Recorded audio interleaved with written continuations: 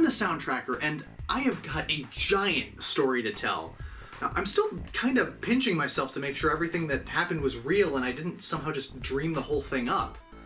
Now, a few months ago, I saw something on eBay that I had been super curious about, and just dying to get my hands on for a little while now, and not only to satisfy my curiosities about it, but also to be able to demonstrate it on here, because there are not that many of these things left in existence, even less so in working condition. So, that something is a Pioneer VP1000. It's a top-loading Laserdisc player from the first generation of Laserdisc. That's right, analog video, analog audio, and that's it. So, ordinarily I'd be a little hesitant about a player this old. I mean, the first generation models have a, pretty high failure rate. But this one was advertised as working and had picture proof, so I got in the car and I drove 6 hours all the way from where I'm standing, all the way to Maryland! I went through 5 states to pick this up. It was a hell of a drive, but I made it and I met a gentleman there named Henry. And Henry, if you're watching this, thank you again for the iced tea, by the way. It was incredibly refreshing, especially after such a long drive. Now, anyway, Henry was a gentleman's gentleman and a wonderful human being. He let me test out the player, told me some stories about not just the player, but Maryland in general. Very wonderful person to talk to. And also provided me with documentation about the player's history, which was phenomenal for me. So it was one that was owned by a friend of a friend and was passed to him actually the same way that I get a lot of my equipment. Excuse me, Sonny. Sonny, you're into this stuff, right? Yeah, you'll know what to do with it. He's essentially cleaning house now, put the player up on eBay, and that's more or less how I got it. Another 6 hours back home, and it's here with me. I am so excited about this, so let's have a look at one of the earliest Laserdisc players on the market. This is the player itself, and this design just kinda does things for me that I wasn't expecting. I mean, in the first case, this kind of beige is just a very nostalgic color for me because the first computers that I remember using were the Windows 98 era, and this just feels like that kind of design, like this would have been used as a computer add-on despite there being no ports for that in the back.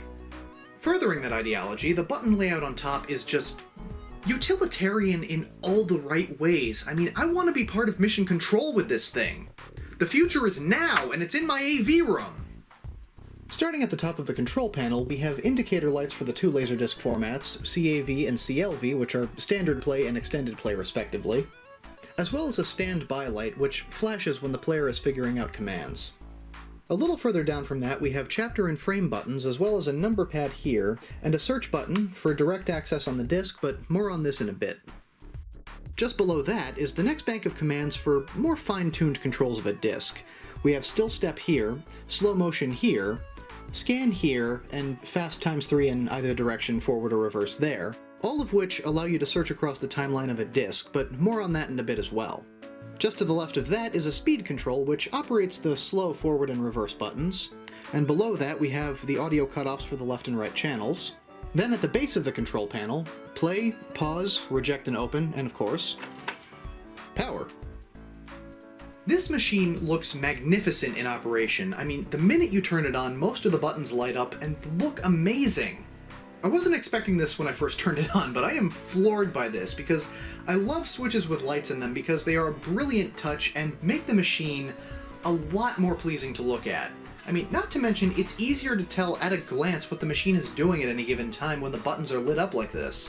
Pressing eject will make the player think about what it needs to do for a moment. The standby light will flash at you in the hopes that you'll be patient with it. And you will need to be patient with this machine. It takes a little while for it to load commands from its memory. I think that's really more or less just down to the age of the thing, though. I mean, I'm really okay with being patient with it, given how old it is. Eject being a powered function on this, despite the door being a top loader, is... well, it's a little over-engineered, admittedly, but I imagine that this was done to emphasize care of the discs. I've had a couple of CD players that were top loaders, and not automatic, and I wonder sometimes if a few discs got scratched because they were opened like this. Good attention to detail on Pioneer's part, though, because you can't actually open this player without the disc slowing down. Laserdiscs are big and heavy, and I imagine that serious damage could occur at 1800 RPM, which is the disc's maximum spinning rate. There's a handle on the side of the player to allow you to grip the door and lift it slowly, and beneath the Laserdisc here, we can get our first look inside. This is a helium neon gas laser, the first laser-based reading system for Laserdisc, and it's responsible for reading back the composite video's chrominance and luminance signals, as well as the two FM audio signals, one for the left channel and one for the right channel. This laser is the predecessor of the Blu-ray disc, the DVD, and the compact disc. There's 3 generations of optical media that owe their existence to this thing, and I'm very surprised and grateful that it's still working. To the left of the laser is the spindle that holds the discs, which sits right in line with a clamp on the underside of the door, which helps keep the disc level when it spins. To the left of the clamp is a window on the door, and I like this addition. I mean, it's very easy to tell at a glance if there's a disc in the machine, and it just kind of looks awesome when it's spinning. I also just like to think that, this is where most CD players from the 80s and the 90s got the idea, especially ones that were top loaders. I mean, it's one of those great little touches in those kinds of CD players to see the disc in motion while listening to a song. Around the back of the player, we have a sticker for the date of manufacture, September 1980. This player is 42 years old as of the making of this video, so I guess I know what one of my tester discs is going to be. We also have the usual late 70s, early 80s hookups. From the far left over here inside of this crevice, we have a switch to change the channel from VHF channel 3 or channel 4. And below that we have what's called a dummy plug, this thing right here, and this is covering the wired remote access hole, which helps keep the RF signals from giving commands to the player. RF is really, really sensitive. And it can sometimes be tripped by things like fluorescent lights even. I've actually had this happen with my Selectavision player, which was insane. But having this in place keeps the player from reading unwanted commands from any unwanted source, especially if you're not using the remote control. Next to that is a Type F connector for VHF output right here, which means viewing from channel 3 or channel 4 on a TV. There's also stereo left and right RCA jacks for connection to a television or for a hi-fi system.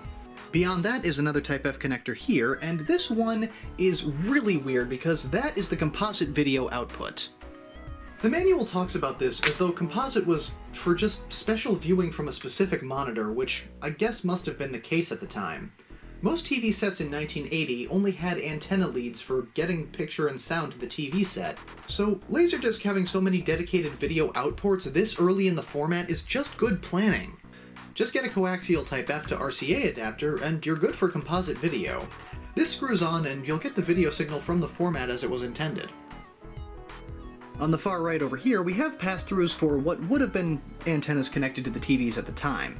These are a balanced 300 ohm twin lead feeder type, and next to that is a coaxial F-type connector at 75 ohms, so essentially if you had an antenna like most people, you would connect it to the back of this player, and from there the broadcast television signal would pass through the unit and out to the TV. And the one that I now have to circle back to, adapter out over here. This is an intentionally vague connection both on the unit and in the manual. According to the connections diagram, this was meant to be a PCM adapter out, but this player was made in 1980. Compact disc came out in 1982 and thoroughly showcases PCM audio, so I wanted to know if this port was actually a PCM audio out. There's a text description in the same manual that says this. This terminal is a provision for a PCM adapter for playback of PCM digital audio discs. PCM discs and adapters are expected to be introduced in a near future as a new hi-fi music source, offering superb sound quality. I wasn't totally satisfied with that as a description, so I did some Googling and I landed on laservideodisc.tripod.com, who has a very detailed site about these earlier players, and it says this about the adapter out. The VP1000 has a 75 ohm coax adapter output on its back panel, which was to be used for 14-bit PCM audio discs that were expected to become available. At the time the VP1000 was designed, it was thought by most in the industry that all video disc players should also have the capability to do double duty and play PCM digital audio discs via the addition of a low-cost PCM adapter. The Philips and Sony compact disc was still on the drawing board, and the thinking was that PCM audio would require several megahertz of bandwidth that the video disc could easily handle, thus the adapter out for the PCM discs. On the VP1000, the adapter output signal is just the demodulated video signal, without blanking or dropout compensation applied, and no on-screen displays of frame, time, or chapters overlaying the image. Since the PCM sound was to be encoded as a black and white image, these would block data, leading to errors in decoding. Contrary to speculation, the adapter jack is not a raw output of the disc's RF spectrum, and thus compatible with Dolby's AC3 demodulators and discs that have AC3 digital data in place of the right analog FM carrier at 2.8 MHz. So, that means the adapter out was put on before any PCM specifications were actually laid out, and it probably does nothing given the signal coming off of it. Rad.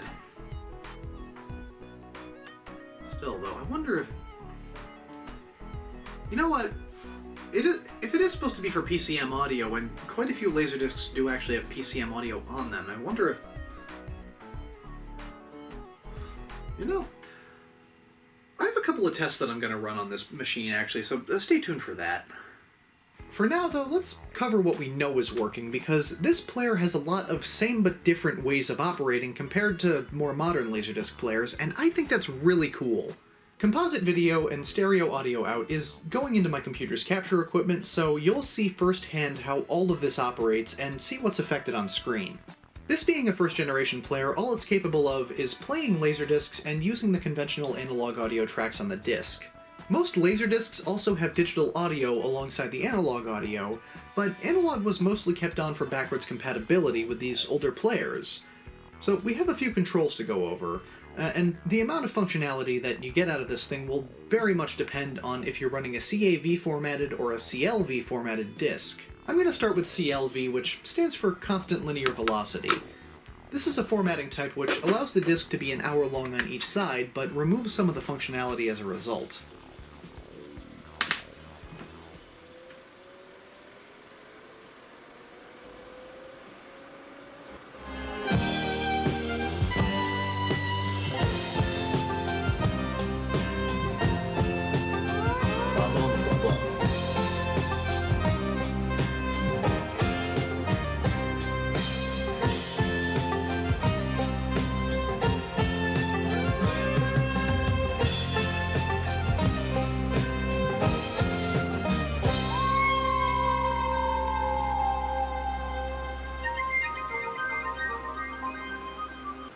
Alrighty, so of course it plays a CLV disc. It will pause and blank out the screen like I expect it to, because CLV discs don't store frame data on screen. They're not programmed to.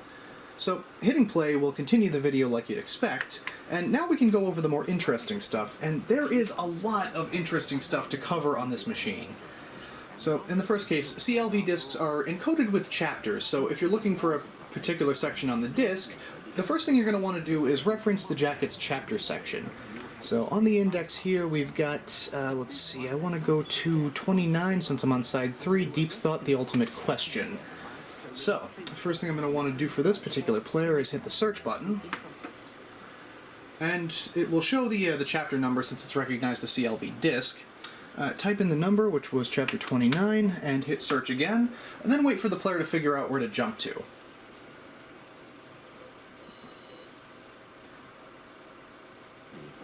And I'm pretty impressed. It does find the position on the disc rather quickly. You may have noticed that this player doesn't have any sort of time, chapter, or frame counter anywhere physically on the machine, so how would you even find that info to begin with? Well, there's a button down here, Chapter, which gives you a display on screen of the chapter you're currently watching, in case you need to come back to the movie later. So you can also hit the Frame button, but this disc is not encoded with frames. So what's happening on screen here is while there is numerology going up from the frame counter, this particular disc is encoded with that as more of an indexing feature. This is kind of a rare occurrence and usually happens on older discs. So, anyway, since there's no frames on the disc, it will show that as a possible option, but this player is not capable of searching by frames when it's a CLV encoded disc because it's looking primarily for chapters, so that's about all I can say for that. Anyway, the other functions that CLV offer, actually the only other function that CLV offers, we can scan across the disc forwards and backwards. And backwards there. And, well, honestly, that's about it. CLV is limited to chapter markers and scan forward and reverse, and since the player recognizes CLV formatting and adheres to that standard, many of the rest of the buttons on the machine are just flat out not usable. Which, I mean, that's kind of the trade-off that you have to work with. But on the positive side for that, though, the trade-off here is that you can hold an hour of video on each side of the disc, and how exactly does that video look and sound? What we demand is a total absence of solid face. I demand that I may, or may not, be blue bottle. It looks and sounds great, especially for a player of this age, and I keep putting that particular asterisk on it because newer players do look and sound better, but for something this old, I'm very surprised at the video quality coming out of it.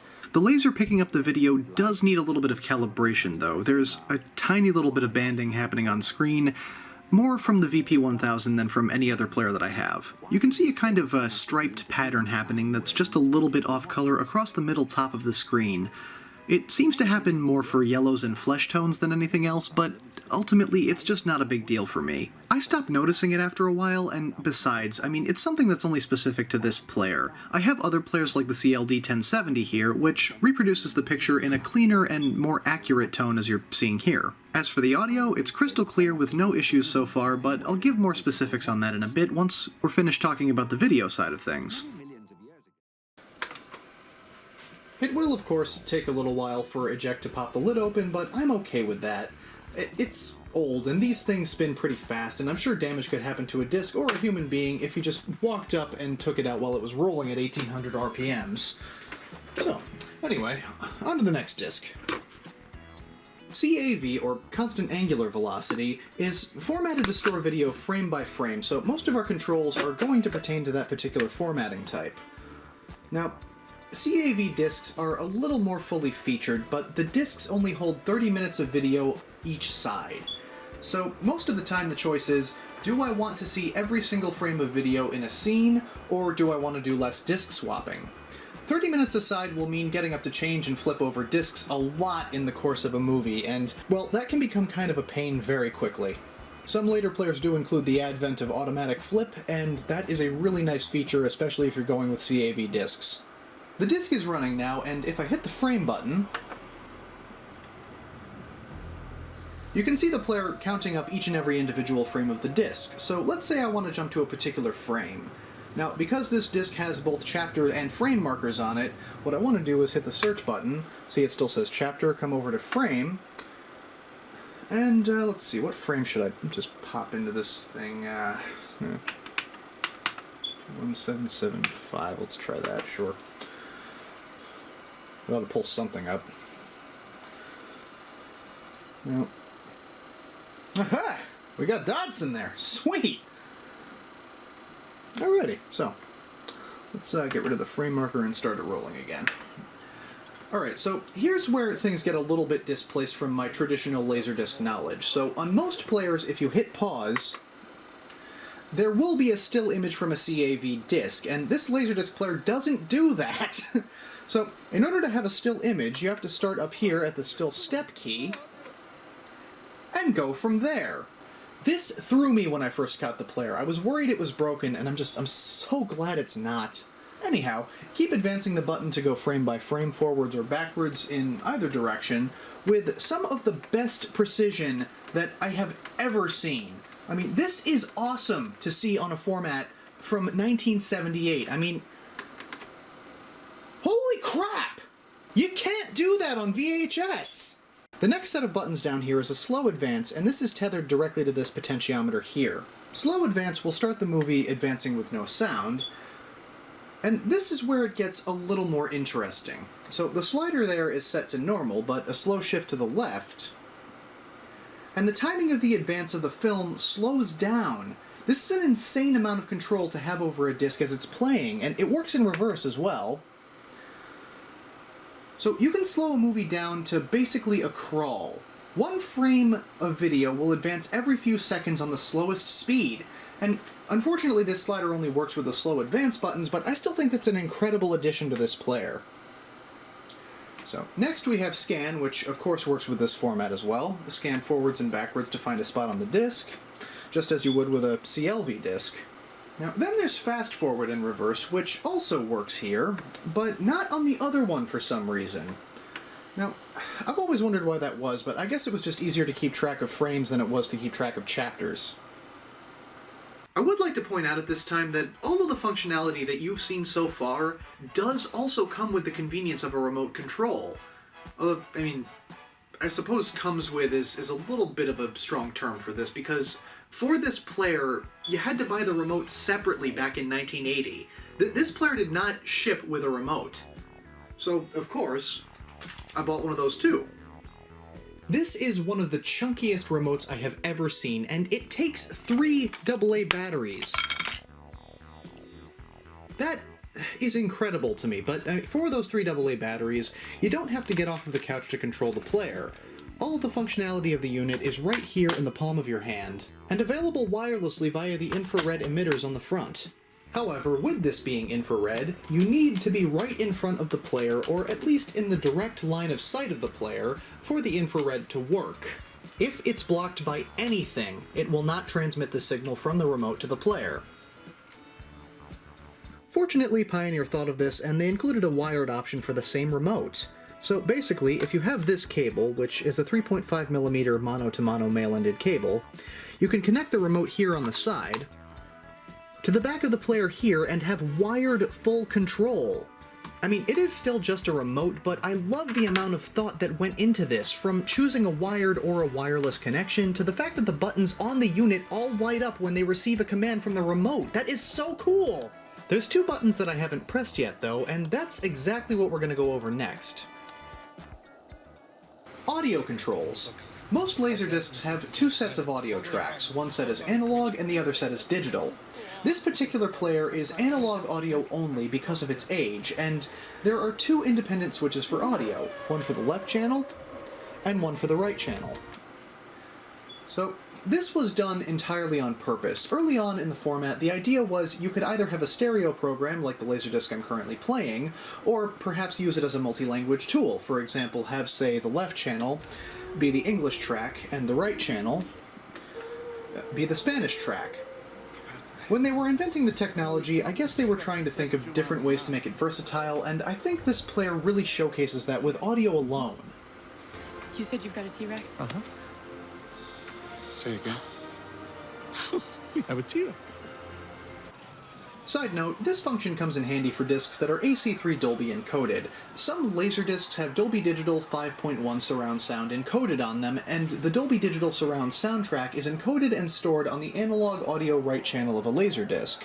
This one here. Yeah, it's pretty unpleasant, and essentially, the signal needs to be demodulated by a decoder for the full 5.1 surround capability, but we can still hear it in normal analog playback, and this makes it much easier to not hear the bit stream. So this is, of course, not audible on most later Laserdisc players because the digital PCM stereo soundtrack loads by default in those players, and uses regular stereo audio, but the point is that for a player this old, all you're going to get is a mono signal if it's AC3 encoded, like this shows. This is, of course, a complete non-issue for a DTS Laserdisc, though. DTS Laserdiscs use the PCM digital audio band to store their 5.1 audio signal, so the player has no issue loading up and recognizing a full stereo audio signal from a DTS disc because the analog audio track is not touched. RIP your eardrums, though, if you ever play a DTS disc that loads the digital PCM audio by default, though. For newer players, you can switch over to the analog audio track, but I've definitely forgotten to sometimes, and nothing wakes you up quite like the Class 5 flow of the bit stream. Back to the VP1000 though, there are some cases like Star Wars that have different uses for their analog tracks. This particular set of Star Wars has audio commentary in it, and the only way to store that is on the analog audio band. So this means that this player is only capable of playing the audio commentary, since that's what's on the analog tracks of the disc. You imply it's a hologram in the film. all it was a shot of Carrie against black, and then that was rephotographed off of a TV screen with a lot of static and roll bars and things, and just matted into the shot. And a lot of people, I think, thought it was a real hologram. Later players, of course, have the ability to choose between and reproduce both, but the point is, for an analog-only player, you kinda need to choose your discs wisely regarding the audio. Carrie against black. Help me, Obi-Wan. With a lot of static. That being said, I really, really want to know what, if anything, the adapter out is doing on the back of this player. I mean, since, according to the website mentioned earlier, that jack is pretty much pumping out a full, unrefined signal from the disc, I pretty much just want to know what will happen if. Let's start with AC3 Dolby Digital. This one here is a much later player and is capable of passing an AC3 signal to a decoder. When the decoder detects a signal, it lets you know by doing this. This decoder is then supposed to pass the surround sound information to the amplifier, and that's how you get surround sound from Dolby Digital on a Laserdisc. So essentially this signal is what I'm going to be looking for first. So the first thing we have to do for this particular test is take this converter, which is converting a coaxial F-type lead over to a regular RCA, and put it on the adapter out section of the Laserdisc player. Next, connect the adapter out on the Laserdisc player to the AC3RF input on the demodulator, and hopefully I get something out of this.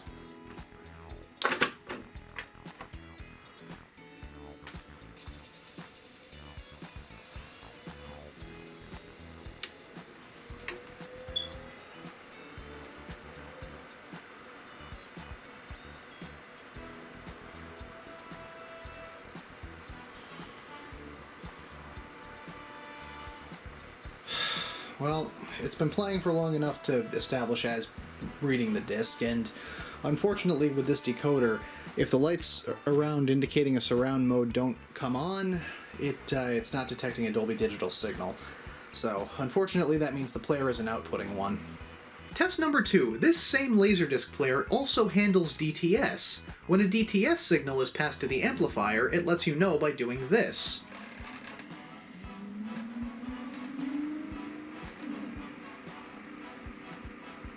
And perfect! On this receiver, if you see the DTS logo, that means you're getting a DTS signal.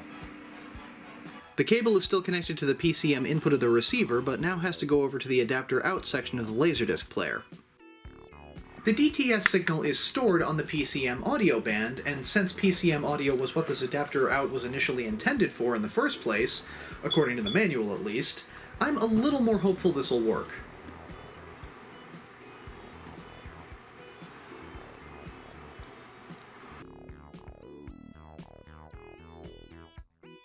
Well, it should have detected something by now. Try.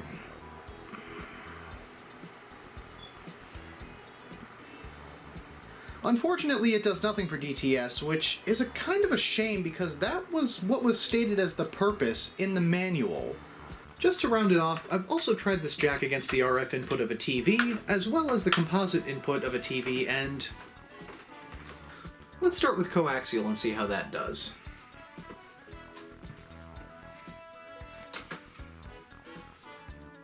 Okay, that's a lot of snow.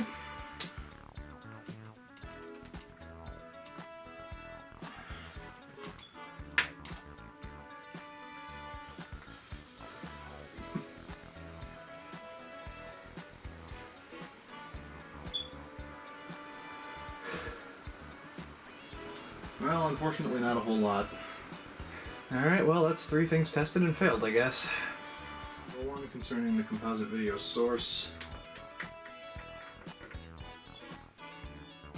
Ah, yeah. The minute I connected it, something happened, so let's see.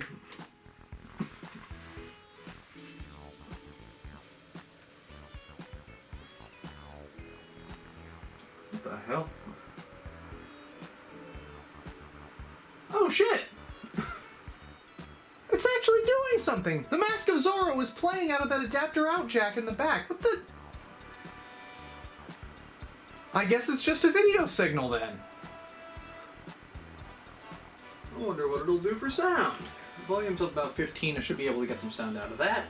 But let's see if I can get some sound out of it. Okay.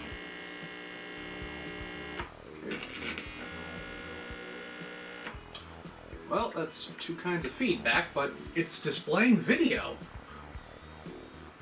Anyway, I wouldn't have thought to think about any of that if I didn't have documentation for the player.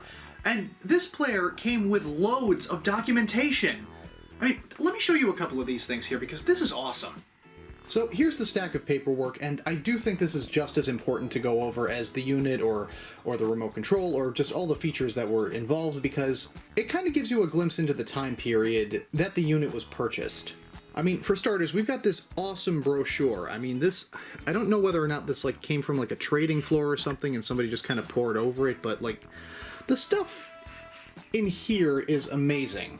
This whole catalog is really just like extolling the virtues of Laserdisc and, you know, saying how great a benefit it would be in your home for, you know, movie watching and such. But what I also love about it is it goes into some detail about how Laserdisc works. So, I mean, we've got like a diagram of the laser here, we've got, you know, the fully opened unit here with the Discovision disc in it, and some great descriptions along the side. It's a fantastically put together brochure, and it really just showcases how proud Pioneer at the time were of this machine. And there's a whole lot to appreciate about that, because, I mean, it even goes into, like, things that would be pretty mysterious for a first-time buyer, like frame display and chapter searching, because all of these were new in 1978 and, you know, 1980 when this player was made. And it even goes so far as to bring in specifications into the mix and show exactly what different bits of the player are doing at any given time. They really go out of their way to showcase this format properly in this brochure. And I'm sorry, I love some of the artistic choices, shall we say, on this as well. But my favorite thing about it is actually at the very front. This guy's living room. I have so many questions. Why is the Laserdisc player over here, behind the houseplants, behind all the furniture, and far away from anywhere it would actually be feasibly hooked up? Why is the stereo set up this way, where the speakers are just kind of weird over here and not anywhere near the main unit? Might sound a little bit better, but it just kind of looks bizarre. And on that note, why the hell is the television on the floor over here of all places, behind the china? This living room is insane! It's like they found somebody's already pre-set up living room and just decided to throw some electronics into it to make it look interesting. Because, I mean, like, working with negative space here, remove the speakers, remove the stereo system, remove the TV and the Laserdisc player. This living room works fine without that, and something else is for darn sure, that is a good dog! Anyway, enough about this living room, because, like, it drove me crazy when I first opened this thing up to that, but wow! Just living room! There's no feng shui in that! Something else that I usually like to get my hands on, usually after the purchase of a unit, because most people don't keep them, is the operating instructions, because I really like to know, to a T, how my stuff works.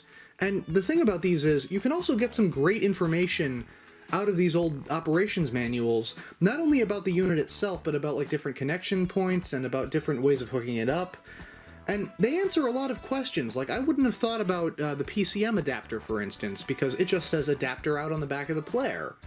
If I hadn't had this manual, I wouldn't have thought to look for that.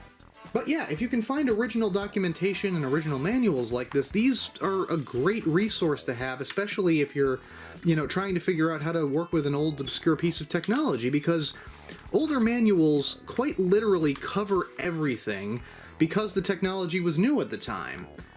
It leaves no room for error, and it'll cover everything from, you know, hooking it up to basic operation and to even some more complicated stuff. But yeah, everything's covered in the manual. So I'm surprised whenever I don't see more people looking for these kinds of things. Speaking of manuals, actually, these two I was kind of surprised to find. The RU-1000 here, which is, which one was this? Yes, the remote control manual. And, give me one sec. Come on. Yeah, so the remote control manual is just kind of a nice fold-out card, and the operating instructions for the R1000, which is the CX noise reduction unit. So that means the original owner of this player, if they have this documentation, also went to the extra expense of getting a remote and the noise reduction unit. And while I do have both of these things now, these did not come with the player itself, so I don't know if the original ones purchased are in a junk heap or are still in the guy's house somewhere, but either way, I wound up purchasing both of these to be able to showcase them, and I'm glad I did because I also have the original manuals for them now, which is a heck of a bonus for me. What can I say? I mean, I'm just kind of a manual junkie, I guess. They're just really nice to have. And that pretty much covers it for manuals, but we've also got a whole bunch of other information of the time that kind of gives us a player history. Like, I mean, for instance, we got... What the hell is this doing in here? Okay, Maxell VHS labels. I don't know why those are in there, but I'll probably use those to stash all the loose leaf papers, because, you know, nice fold-out action here. Mini folder inside of a folder. But anyway, I mean, there's also stuff like this. I mean, this sheet of paper is service centers for Pioneer that cover pretty much the entirety of the United States. I had no idea that there were so many service centers in the US, and that you could essentially ship your player or whatever device you happen to have off to one of these places and have it repaired or serviced or whatever needed to be done to it. I mean, that's great to have for machinery this old, because it really just kind of goes to show you they did it better and differently in the old days, I guess. I can't think of any place that offers servicing of hi-fi components these days. I mean, it's usually somebody who happened to know the business and is operating their own shop now. But anyway, onto this. This card was an astounding one for me, because this is essentially the long-form version of have you turned it off and on again. If the player fails to respond to a command or continues to exhibit an unusual characteristic. Great way to put it. Push off the power switch, then start the operation sequence again by pushing power followed by play. Have you tried turning it off and on again? Something else that I think is awesome to have with this is the original warranty cards for all of this. I mean, take a look at these things. I mean, from this we can pretty much tell that the Laserdisc player itself was bought at a place called German Hi-Fi Center, which, interesting name. Alright, cool. You know, on January 18th, 1981, VP1000 for the model and the serial number on it, and the warranty card's still filled out, and then this one over here, Hi-Fi buys R1000 and 9282. Okay, so what? Which one was the R1000 again? Ah, okay. So the R1000 would have been the CX noise reduction unit. So again, this one I purchased later separately, but I guess they had a noise reduction unit at some point, because if I've got the manual and a warranty card but no unit, you know, well, not no unit, but you get what I mean. And yep, more corroborating evidence. We've got a receipt here from German Hi-Fi Center. And that's interesting, actually, because they've added up the two prices for these things. The VP1000 is the main unit itself, but the RU1000, that's the remote control. They essentially bought the player and the remote for a grand total of $545 before tax, and then the whole kit and caboodle of the thing was $624.75. And I'm also very impressed that anyone was brave enough to walk around with that much cash, because that seems to be what the sale type was, so marvelous.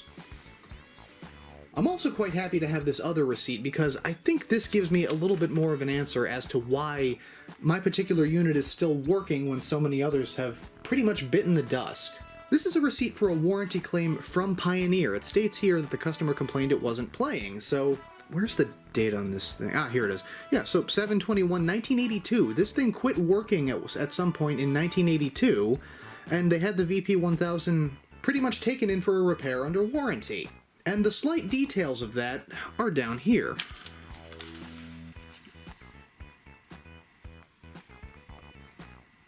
So the services rendered were replace the HU block, and I have no idea what that is on this machine, but apparently that's what was replaced. They also had the lens cleaned and tested okay, apparently, and it's still working to this day. So I wonder if so many of those older players just needed some kind of touch-up work done to them if they weren't playing, and whether or not warranty would have been covered. And in case anyone's interested in looking into that further, it says here the HU block was VCA 001 and VRW 048. I guess there's a label on it too. I haven't actually opened that unit up yet, so I have no idea. I also think it's kind of interesting the way this was laid out too, because the estimate is a little further up here. We've got an estimate for labor, $100, parts $50, totaling roughly $150. But what they ended up paying at the bottom here, was $73.19. And it looks to me like the work was completed in about 2 days, too, because $723.82 versus, what was the date up here? Yeah, $721.82. So that was done pretty quickly by pretty much any standards, especially if they had other things going on for warranty at the time. In any case, that's a hell of a receipt to have, and it tells me a lot both about this player and about the person who purchased it, because if they kept all this, they really cared about this machine. Now, the last two are also just kind of wonderful touches from Pioneer, because we've got this lovely bit here from Pioneer US Electronics Corp., and I have a feeling this one was included in the... Hang on a minute. I was going to say included in the box, but... Is that a watermark? I think that has a watermark on it. Hold on a second.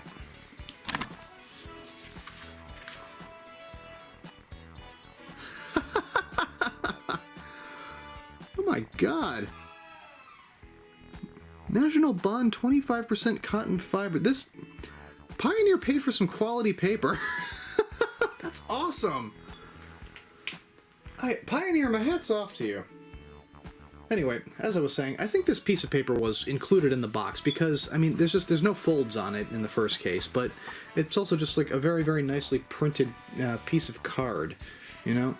This is a very nice thing to add. They included an offer that essentially says fill out the warranty card and we'll send you a demonstration disc. But anyway, it's a great piece to have because it's another one of those like little additional things that I guess a lot of companies just don't do anymore because, I don't know, cost reasons, but it's a very nice touch having a piece of paper like this in the box because it shows that they cared about the product that they were sending you. And speaking of a company caring about the product that they wanted to send you, this, I'm pretty sure, was sent in the mail because it does have fold marks on it. So, I think this was given to somebody as a letter, and if that was the case, I'm very impressed that this was sent to them. The finer contents of this letter are essentially that Pioneer was letting their customers know about a new kind of Laserdisc that has a picture stop code. And picture stop codes are intended on Laserdisc to allow for the disc to automatically stop at a predetermined point. Because if you're playing through a disc, it will essentially zoom through a whole bunch of stuff that you would otherwise miss in the blink of an eye because it's usually something that you would have to look at frame by frame. But essentially what this letter is saying is that on the VP1000 it's a little bit obtuse how to go about restarting the disc properly, and I guess they were sending letters out to let people know this is how you perform that function on our Laserdisc player. And that's a hell of a thing to send out too, because I mean, they were really trying to make it clear and as easy as possible for people to take their product and use it. And I love having this much documentation. I mean, finding a player like this with a folder full of brochures and manuals and warranty information and receipts, all of this, it's the difference between just casually buying something and being so dedicated to an idea or a set of features or, hell, even the ways of the future, that all of this stuff was saved. So I'm so happy to have all of this along with an amazing player because it's what sets apart, you know, having a collection that means something to you from having something you bought once and just kind of sat on the shelf. I love Laserdisc. I love the format, I love the players that play them, and I love messing around with a whole bunch of technology because the amount of stuff that kind of changed and adapted over time really just kind of fit together in a unique way.